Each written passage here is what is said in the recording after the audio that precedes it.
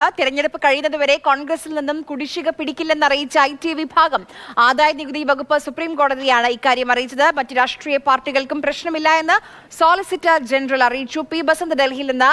ബസന്ത്, പറയൂ വിവരങ്ങൾ.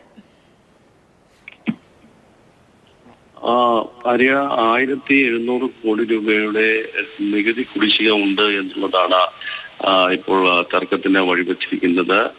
ഇത് തിരിച്ചു പിടിക്കില്ല എന്നുള്ളൊരു ഉറപ്പിപ്പോൾ സുപ്രീം കോടതിയിൽ ആദായ നികുതി വകുപ്പിന് വേണ്ടി ഹാജരായ സോളിസിറ്റർ ജനറൽ വ്യക്തമാക്കിയിട്ടുണ്ട്.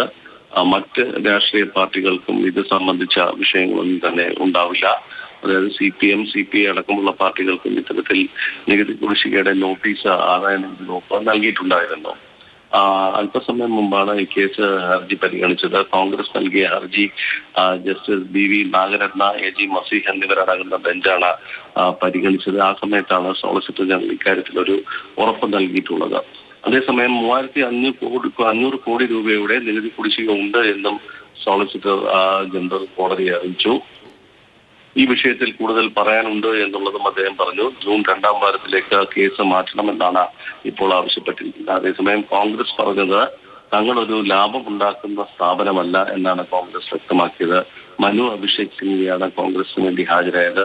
ഇപ്പോൾ തന്നെ 135 കോടി രൂപയുടെ സ്വത്തുക്കൾ കണ്ടുകെട്ടിയിട്ടുണ്ട് എന്നും അദ്ദേഹം കോടതിയെ അറിയിക്കുകയും ചെയ്തു.